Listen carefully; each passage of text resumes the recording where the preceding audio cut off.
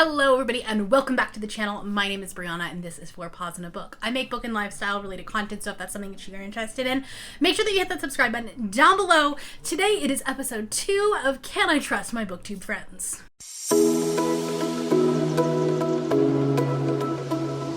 If you missed round 1, I did Can I Trust Cassidy over at Covers with Cassidy, and it was a mixed bag. I found a book that will end up on my favorite books of the year, and I read a book that I DNF'd. So I thought, why not go with round 2? So episode 2, we are going to be reading books that were recommended by Cal at Retrieving Books. Cal is one of my closest friends here on Booktube. He was not in my wedding, but at my wedding. I didn't have people in my wedding, but she did hold Doyle during the wedding. And that is like highest praise, right? Flew all the way from Canada to come be like, with me on my special day, spent a whole week. We had so much fun. Cal has a channel down below, like I said, Retrieving Books, and it's quite interesting because our reading tastes are generally really similar on like 75 to 80% of the things. I think when it comes to romance, we're pretty close. When it comes to adult fantasy, pretty close. However, Cal generally rates YA books higher than I do.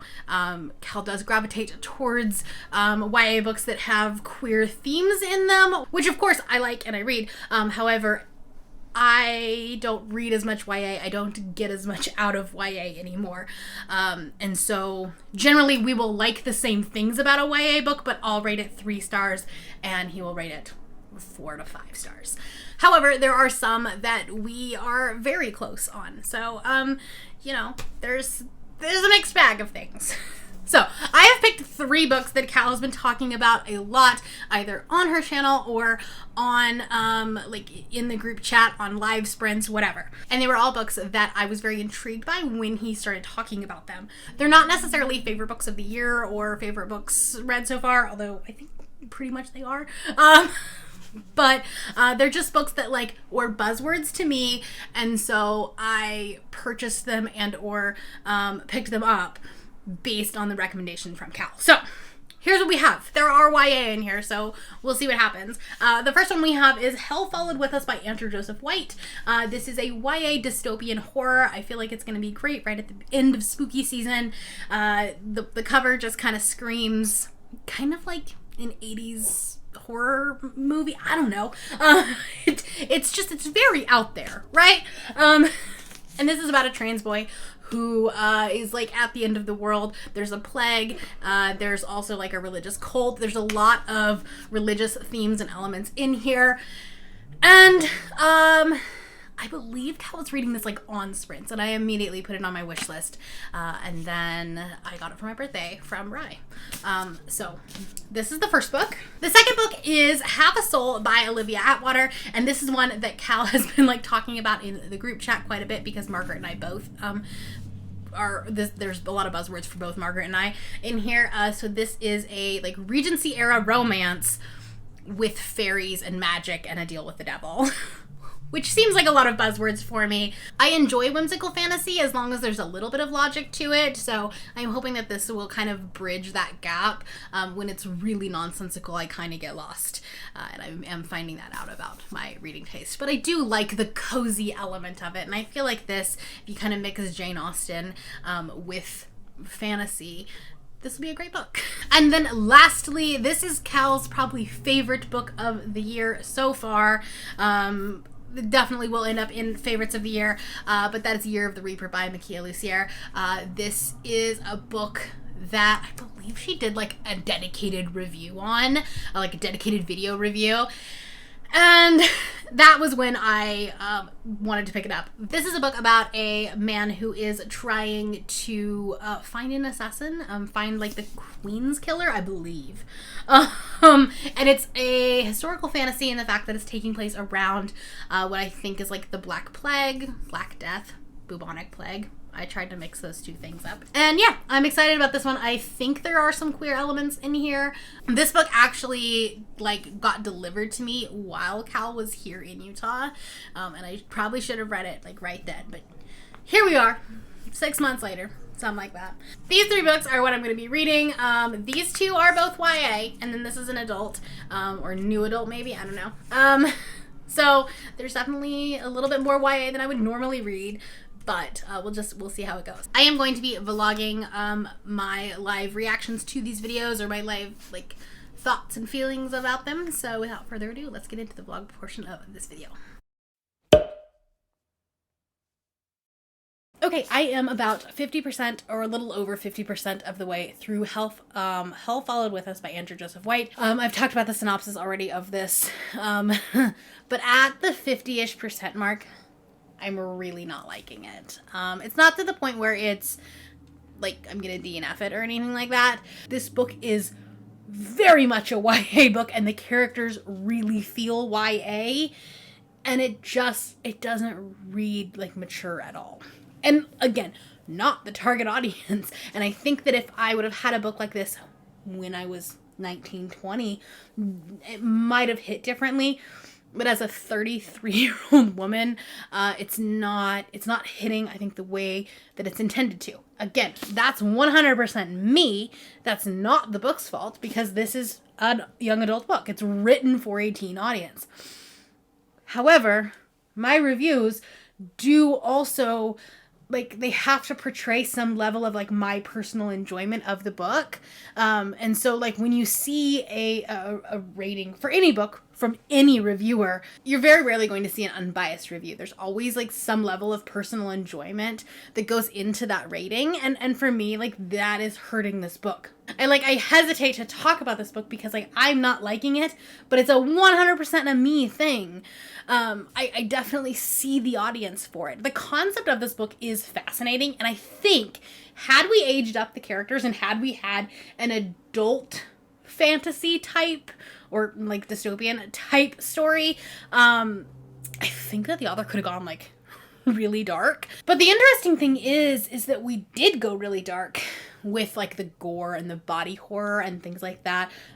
There specifically was one scene talking about his tooth, and because I have a very high dental anxiety, I did not like that scene at all. So I'm definitely I'm creeped out by it, but it also feels like the gore and the body horror is excessive, and it's they're using it as a shtick, which I'm not loving. It's every single page, every other page.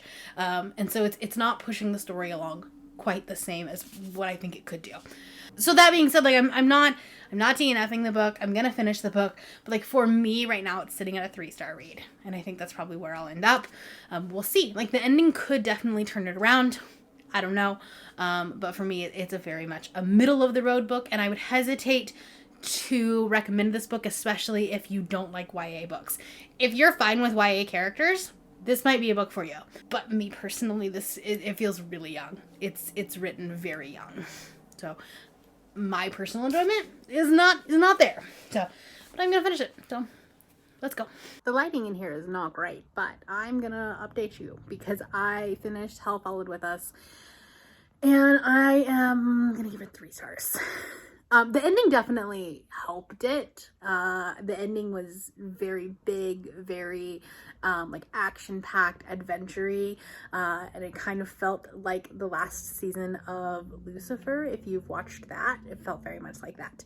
The characters just killed it for me. They're just dumb teenagers, and I get it. It's a YA book, but because I rate, part of my rating system is based on enjoyment, and I didn't enjoy that factor of it, this is why I'm not going to read YA very much anymore. So yeah, I'm only going to give it 3 stars. I think if you like YA, especially YA horror, this might be a book for you. I think you actually might really like this book. For me, I just couldn't get over the drama of the teenagers and the interpersonal relationships and things going on when they're at the end of the world and they're trying to save the world, right? And escape a cult, and also this virus and stuff like that, and relationships are the last thing that would be on your mind. So just couldn't get over that. That was book 1. Hopefully book 2 will be better. Good evening. I'm here to talk to you about book 2, which I am halfway through already. I started this book today and I'm totally vibing with it. It's not a 5-star read, at least at this point, but it's definitely like a high 4. It has all of the aspects of a Jane Austen novel, like the prim and proper. I mean, they had like a Regency dance and I'm living for it. They're like, oh, she waltzed with one person all night long? How scandalous. You're acting like you're already engaged. Which is like so Jane Austen, and I'm loving it. But there's also like this deal with the devil and, fairies and magic and all this stuff. And I think there's also a lot of commentary about like how she doesn't feel like a whole person because like she has like sold half of her soul. Hence the title of the book. And there was like this one line that was like, you're still not half a person. You're still a whole person. And I was like, oh, that's so great. I love that. So anyways, I'm having a lot of fun with it. I'm vibing. I'm 100% vibing. So I've been like cleaning my kitchen. I'm going to start dinner and I'm on sprints with Hannah. Like I'm not on the sprints. I'm in the chat, for the beginning of her readathon. And I'm vibing. Like, we're loving this. So I'd really love to get this like done tonight. That would be fantastic. I have listening time. I have an hour and 45 minutes left. So that's doable. That's 100% doable. So might do some crocheting tonight, something like that. It's definitely going to be an audiobook heavy month for sure. I'm not physically reading very well right now, and that's okay. That's okay. We're just doing a lot of audiobooks. And hopefully the desire to physically read comes back soon. But for now, we're just getting stuff done with audiobooks. I'm feeling a little bit overwhelmed just with like life things right now. And so this allows me to multitask and like still get my house clean, still like do whatever I need to do, like get my work done. I have a lot of stuff, a lot of projects that are starting in 2023 that I'm doing a lot of prep for my day job. And so like I'm just like writing a lot of reports and stuff right now. So I'm able to listen to an audiobook. I wouldn't be able, like, if I was physically reading, I would feel like I wasn't getting stuff done. So anyways, we're going to try to finish this tonight, but I did want to check in with you because it's like, feels like it's being super fast. And, I thought I'd talk to you. So anyway, talk to you later. Hello. I am here for an update, and I want to talk to you about 2 books. One that I finished, one that I've started. So the book that I finished was Half a Soul by Olivia Atwater, and I 100% see why Cal loves this book. It's very like soft, it's very queer, it's very a little chaotic, but it has all of the elements of Jane Austen and like these like Regency, like the angst and stuff like that you would see in a Regency era, but then also with like a deal with the devil and like fairies and magic and things like that. And so I think it's a wonderful blend of this whimsical and like soft fantasy along with this like Regency era romance.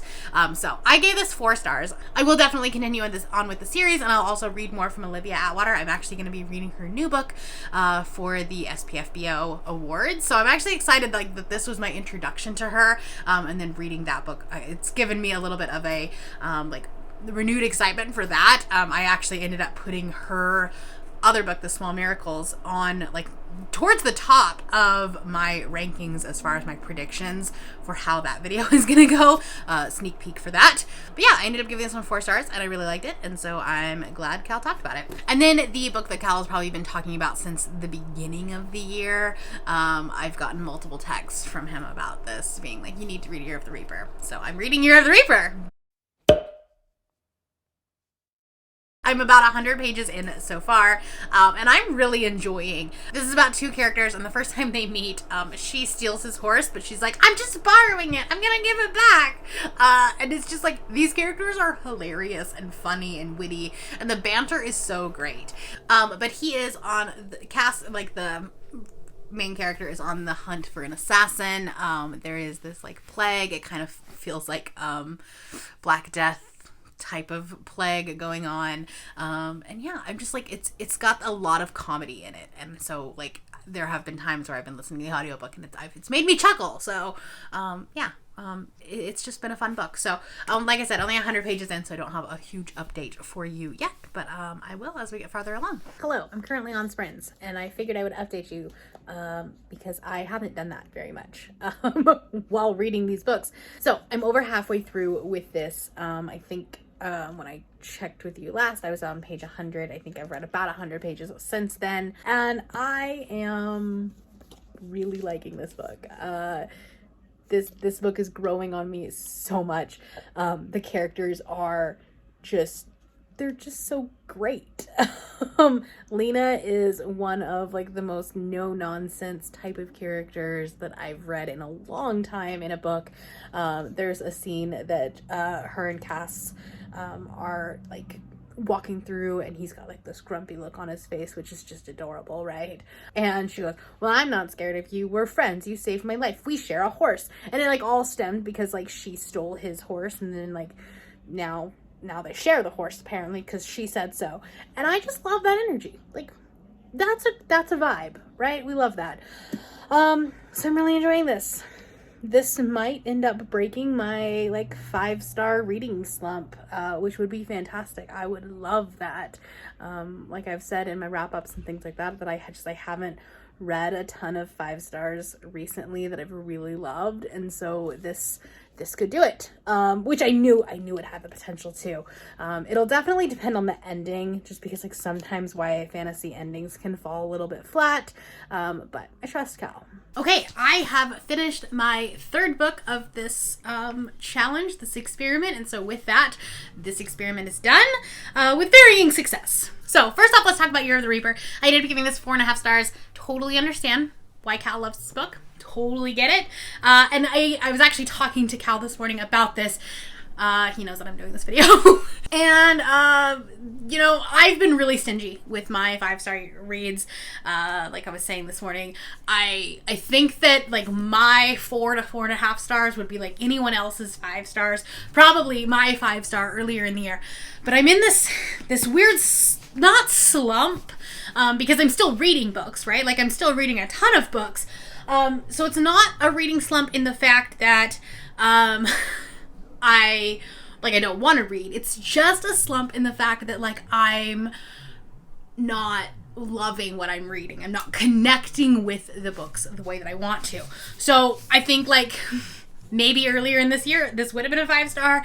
Maybe like, you know, if someone else was reading this with my reading taste, I don't know, this would probably be a 5-star.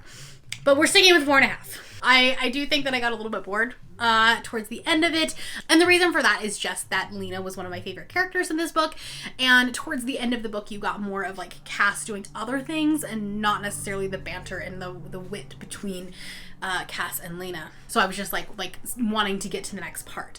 So I wasn't like fully in it. And so based on my algorithm, that dropped my enjoyment level down a little bit, and that's why I got 4.5 stars. But again, still a great book. I highly recommend this book, especially for someone that's like wanting to get into fantasy, that might be like afraid of these chunkers over here, right? Because this feels like a very accessible fantasy. And while it is YA technically, I don't think that they read very YA, and I think that they like it's still kind of a funny, they're older, so it's an accessible read, but without feeling like they're teenagers. Does that make sense? So let's talk about this.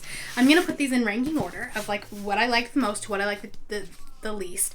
As far as this video being like a success, this experiment being a success, I would say it's more of a success because I finished all of the books. But Hell followed with us. I only gave 3 stars. I didn't love it.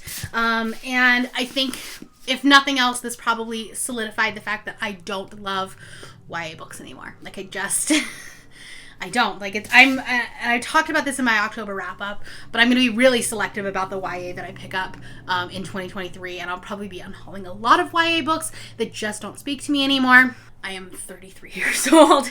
I don't need to be reading all of the YA books anymore, right? So it's just like this isn't a book that worked for me. They read very young, they read very teenagery, and that's a really big sticking point for me nowadays. That's fine. totally understand why people love this. And this is definitely a book that, like, if you do like YA books and you like YA characters, this could really, really work for you, especially if you are deconstructing from your faith or like dealing with any type of religious trauma. It just, like, the characters really, really were a negative sticking point for me. Then we had Half a Soul by Olivia Atwater. Like I said, I gave this one 4 stars. And this one worked. This one was good. This one was fun. It was a good time. Again, it's just one of those things that, like, I'm not connecting with books quite as much right now. So a 3-star, a 4-star, and a 4.5 star. That's a pretty good combination of books for a week of reading. That was episode 2. I do have 2 more of these planned before the end of 2022, so we'll see if that happens. There's a lot of things going on before the end of the year, but I would like to get 2 more done. So let me know what you thought down below. Let me know if you've read any of these books, or if I maybe convinced you to pick one up. Like I said, I will have Cal's channel down below. You should definitely go check her out. Honestly, if you have been on my channel for any length of time, you've probably seen Cal. But if you haven't, channel's down below. That is all I have for you today. If you're new here and you have not yet subscribed, there's a little red button that you can do so down below the video. If you want to hang out with me more, the links to my Instagram, Twitter, Goodreads, and my own Patreon are linked in the description below if you'd like to hang out with me there. Thank you all for watching, and I will see you next time. Bye.